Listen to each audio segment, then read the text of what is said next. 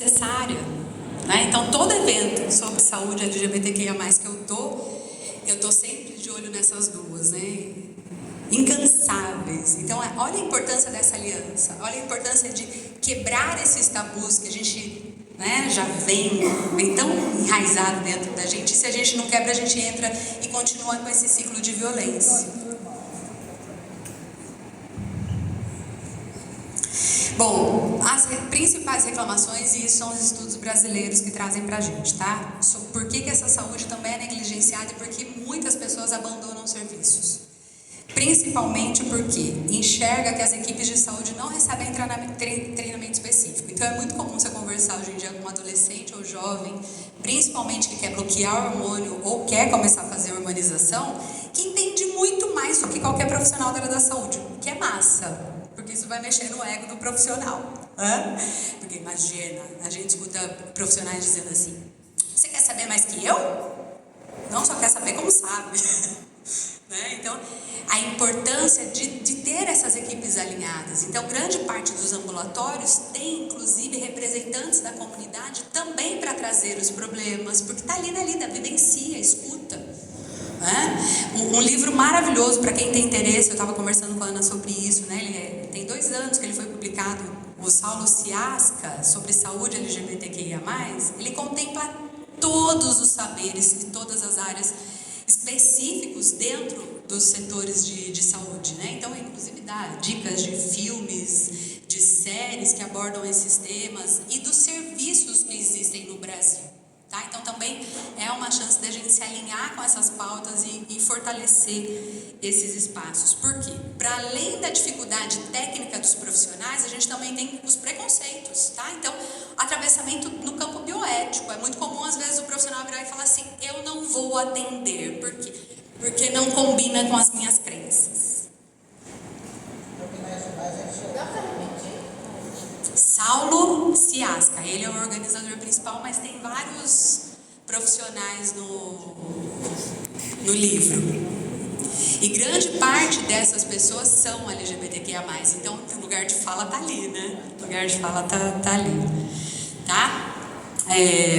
Então, também, né, os próprios usuários de saúde reconhecem as dificuldades por todas as pessoas que frequentam esses espaços para lidar com as suas próprias crenças, como tentativas de moralizar as condutas, né? Tem resistências muitas vezes para falar sobre os protocolos de prevenção na área da saúde, principalmente no campo da prevenção das ISTs, tá? Ou então, você conhece a igreja tal? Né? Porque a pessoa pressupõe que é falta de religião, tá? Então a gente precisa tomar um cuidado enorme, porque até que ponto isso também entra aí no campo das violências, né? O profissional de saúde pressupor, né, pelo outro, ao invés de ouvir o que essa pessoa tem para dizer, o que ela está reivindicando. Também muitos profissionais que não conseguem fazer a identificação de orientação sexual, de identidade de gênero, né? Então a gente vê esse descaso muitas vezes, sei lá, põe aí que é gay. Então hoje em dia, gente, falta de informação não dá nem para falar que é. Tá? Ainda que a gente reconheça que faltam muitos estudos epidemiológicos, muitos, porque faltam muitos dados para a gente efetivar políticas públicas. Tá? Então, eu diria que como, né, trabalhando na área da ciência, a gente precisa disso. Vamos melhorar os arquivos e os registros, porque é provando com números que a gente consegue trazer dinheiro e recurso. Porque isso é um outro problema também. Quem trabalha com gestão sabe que tem muito recurso público que não vem de Brasília por falta de equipes que consigam escrever um bom projeto.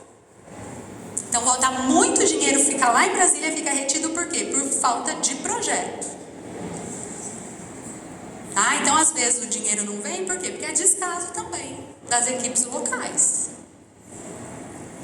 Por isso, a importância de encontrar agentes políticos sensíveis ao tema. Que mais?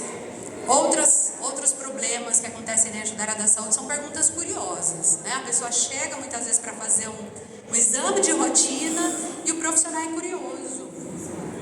Às vezes até por conta dos próprios fetiches, porque isso é uma coisa, né? Quando você começa a falar sobre a questão da sexualidade, é tabu para uma galera. E não pensem em vocês que essas pessoas que parecem bem resolvidas não têm tabus. Todo mundo tem.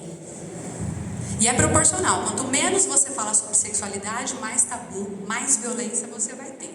Não é à toa que, por exemplo, o Canadá é um dos países mais procurados para exílio de pessoas que sofrem violências no campo LGBTQIA+. Porque é o país que mais acolhe essas pautas. E por isso que está tendo uma demandada enorme, principalmente dos jovens do Brasil, tá? Para esses países mais progressistas. Porque é isso, ó. Todo dia você recebendo um olhar de reprovação, todo dia você recebendo um preconceito, você vai morrendo aos poucos. Então o lugar é fundamental. E todos nós somos responsáveis pela manutenção desse lugar. Por agenciar politicamente essas relações para diminuir a violência, tá? O que mais? Já falei aqui sobre essas filas gigantescas e falta de serviços específicos, até porque a quantidade de morte e de automedicação de pessoas que fazem hormonização é altíssima, tá? Então, eu estou tentando falar um pouquinho mais da comunidade T, porque é a comunidade que mais sofre violência. Isso não significa que mulheres lésbicas, homens gays e todo espectro, todas as letrinhas lá não sofram. Sofrem, e como sofrem. Mas a comunidade T é a líder no campo das violências e das rejeições. Então, por isso também existem materiais muito específicos, porque também envolve a questão pode ou não ter cirurgias, pode ou não ter hormonização ou bloqueio hormonal, tá? E é exatamente a falta e não acesso a essas políticas que também matam.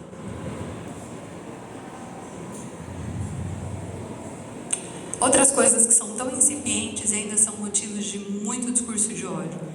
O uso do banheiro. Caceta! Quer dizer então que uma pessoa segura o xixi, o cocô, porque só vai poder usar o banheiro de casa? Porra, no meu banheiro, na minha casa, lá não tem a plaquinha do... Você entende? Os direitos básicos, até de excreção, até isso. A pessoa radical, a pessoa preconceituosa vai tentar retirar. Então também, se eu estou dentro de um serviço de saúde, como que eu incluo? A começar por aí. Banheiro é banheiro. E se tem alguém para fazer sacanagem no banheiro, isso é uma coisa criminal e não tem a ver sobre a questão da orientação sexual e da identidade de gênero. Pelo contrário, se a gente começar a falar de estatística aqui, pedofilia, né? Porque não, esse é o discurso usado pelos conservadores. Vocês sabem quem mais abusa e estupra? Está dentro da própria casa. O pai, o avô, os irmãos, depois os padrastos. Tios, então, saca?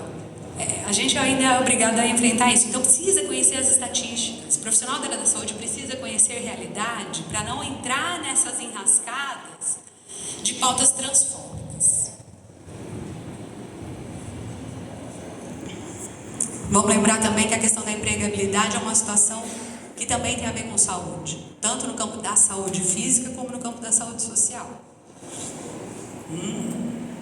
Então, quando a gente olha, principalmente para as pessoas profissionais do sexo, é porque é a única fonte de renda, tá? Para pagar boleto.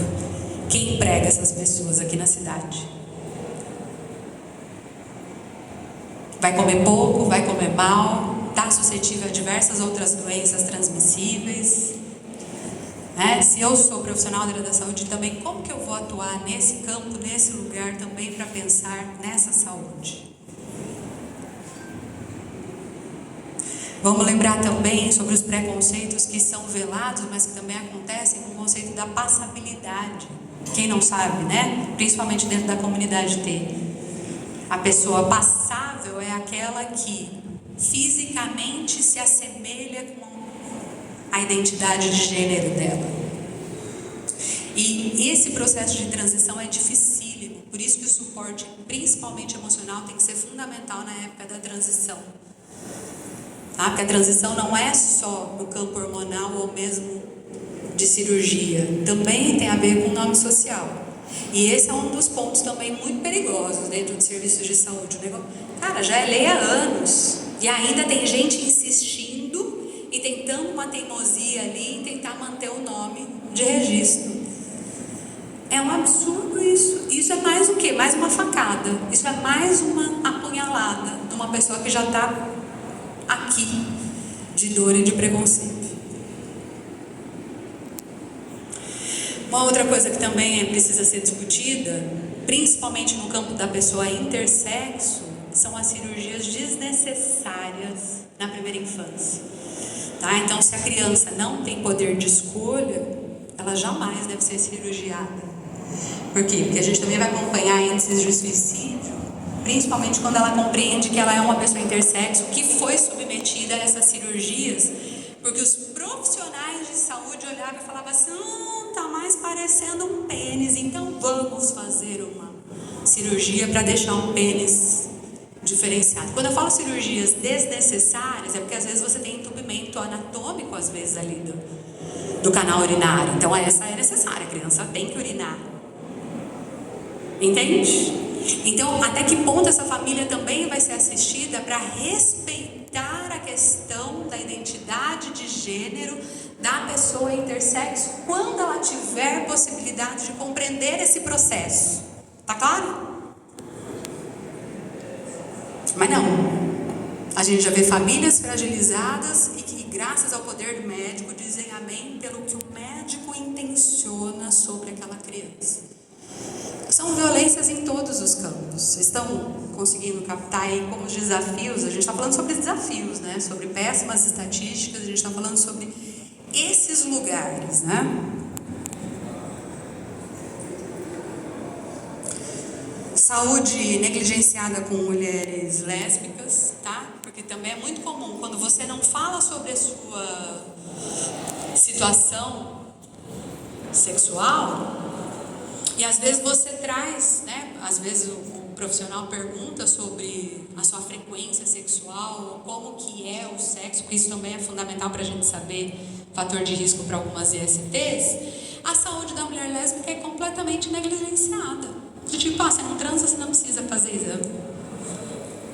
Então, vejam, a gente tem assim, nessa multiplicidade da diversidade sexual, diversos atravessamentos baseados muitas vezes nas nossas crenças. E não entender, não estudar, é cometer esses atravessamentos violentos na vida de quem já está cansado de ser violentado.